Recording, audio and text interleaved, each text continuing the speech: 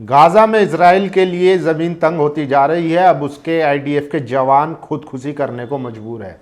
जी हाँ, और किस तरीके से हमास एक एक करके घात लगाकर आईडीएफ के जवानों को निशाना बना रहा है, वो भी खबर दिखाऊंगा। आदाब, नमस्कार, मैं फैसल और आप देख रहे हैं नेशनल दस्तक। इस वक्त की सबसे बड़ी खबर आ रही है गाजा से। गाजा में इजराइल के लिए ज़मीन तंग होती जा रही है। अभी खबर आई थी कि 60 दिन के लिए इजराइल जो है सीज़ फायर के लिए मान रहा है। वहीं हमास की तरफ से कहा गया था कि अगर सीज़ फायर होगा तो हमारी तरफ से होगा, क्योंकि गाजा में जिस तरीके से हमास ने घात लगाकर 2 साल से ज़्यादा हो गए, लेकिन अभी तक हमास के 40,000 लड़ाकों से अभी तक निपट नहीं पाया इजराइल। आप सोचिए, जिसके बारे में कहा जाता है कि उसने पिछले कई युद्ध में पूरे अरब ममालिक को हरा दिया था, मिडिल ईस्ट को हरा दिया था। अमेरिका, नाटो जैसे देश उसके साथ है, लेकिन वो जिसके पास ना सेना है ना आधुनिक हथियार है, लेकिन सिर्फ जज्बा है ईमान का और अपने देश को आज़ाद कराने का। तो हमास के उन 40,000 लड़ाकों से आज तक जूझ रहा है इजराइल। और इजराइल के लिए किस तरीके से गाजा में ज़मीन तंग कर दी है हमास के लड़ाकों ने, वो भी दिखाऊंगा और बताऊंगा। और वहीं दूसरी तरफ अब धीरे धीरे करके हमास के समर्थन में लोग खुलकर आ रहे हैं और इजराइल को सरेआम जो है यूएन से लेकर हर जगह उसके मुंह पर थूका जा रहा है। किस तरीके से कुवैत ने इजराइल को यूएन में फटकार लगाई है, वो भी बताऊंगा। देखिए, सबसे पहले खबर आ रही है कि जो अमेरिका के राष्ट्रपति है डोनाल्ड ट्रंप, पाकिस्तान के बाद अब इजराइल के पीएम नेतन्याहू ने भी उनको नोबेल प्राइज जो है देने की मांग की है।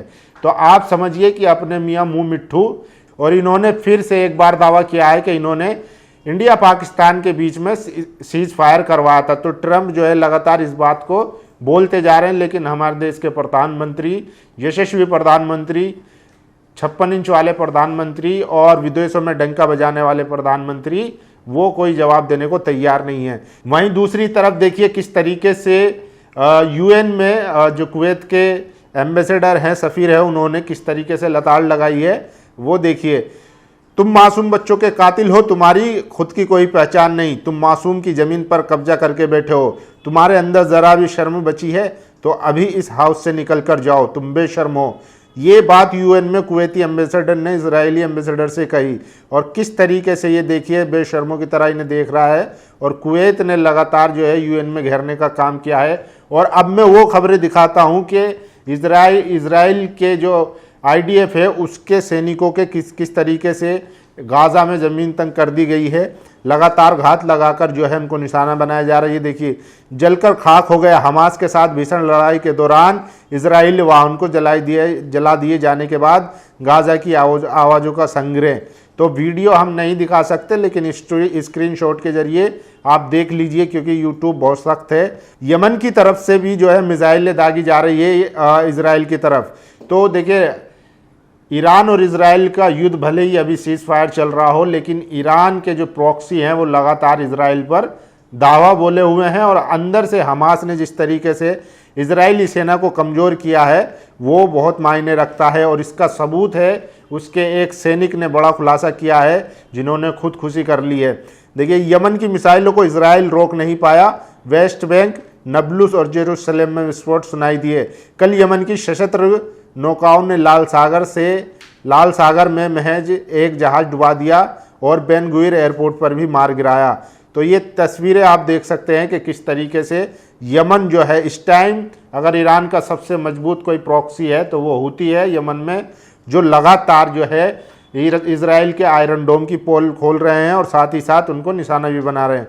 और ये देखिए, पहली बार इजराइल ईरान युद्ध के बाद जब पहली बार जो है ईरान के सुप्रीम लीडर आयतुल्ला खामेनी साहब जब पब्लिक में आए तो किस तरीके से जोश के साथ उनका इस्तकबाल किया गया कि ये लीडर है असल में जो दुनिया को जीत रहा। इजराइल युद्ध के दौरान सर्वोच्च नेता अली खामेनी पहली बार सार्वजनिक रूप से सामने आए। तो देखिए लोगों में कितना जोश है और किस तरीके से इनका इस्तकबाल किया गया। और ये सबसे भयावह खबर है, ये देखिए, जिसको गुमान था अपनी सेना पर, अपनी आईडीएफ पर, उसके जो आईडीएफ के जवान हैं वो किस तरीके से खुदकुशी कर रहे हैं। देखिए, माँ मुझे शवों की गंध आ रही है और मैं हर समय शवों को देखता हूँ। हिब्रू मीडिया सूत्रों के ने बताया कि इजराइल सैनिक डैनियल एड्री ने कल गाजा पट्टी से लौटने के बाद गंभीर मनोवैज्ञानिक आघात से पीड़ित होकर आत्महत्या कर ली। मरने के पहले ये उसके आखिरी शब्द थे। उसने उत्तर इजराइल के शहर सफात के पास जंगल में अपने वाहन के साथ खुद को आग लगा ली।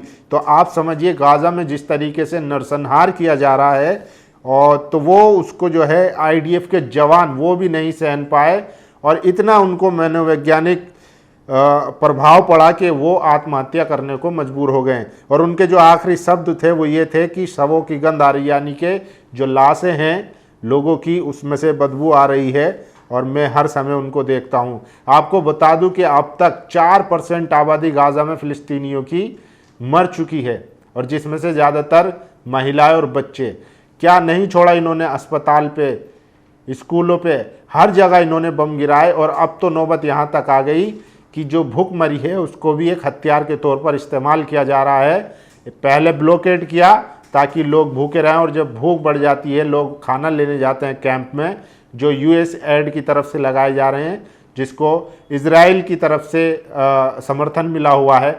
जब वो वहाँ खाना लेने जाते हैं तो उन पर गोलियाँ चलाई जाती है, उनको टारगेट करके बम गिराया जाता है। ये इंसानियत है इन लोगों की। तो देखिए, तो इसी को देखते हुए इन्हीं के एक जवान ने, आप समझिए कितना प्रताड़ित हुआ होगा वो आदमी जब चारों तरफ लाशें देखता होगा बच्चों की, महिलाओं की, तो उसने खुदकुशी कर ली है, फांसी वो जलकर अपनी गाड़ी समेत जल गया है वो। और ये देखिए, ये 6 मिनट का वीडियो है किस तरीके से गाजा में इजराइल का जनाजा है। 3 से 4 जुलाई 2025 को खान यूनुस में हमास लड़ाके ने चारों तरफ चलती गोलियों के बीच हाथ से बूबी ट्रैप्ड सवाज explosively formed penetrator EEP Merkava tank के नीचे रखा। फिर बाकी लड़ाकों ने स्थानीय रूप से निर्मित टेंडम 85 रॉकेट के साथ और RPG-7 लॉन्चर का इस्तेमाल किया। आईडीएफ के पर खच्चे उड़ गए हैं। तो लगातार जो है देखिए टैंक को निशाना बनाया जा रहा है घात लगाकर। और तो इस तरीके से जो है इजराइल अपने बैकफुट पर है, और जो उनके प्रधानमंत्री है वो कह रहे हैं कि ट्रम्प को जो है नोबेल प्राइज़ मिलना चाहिए।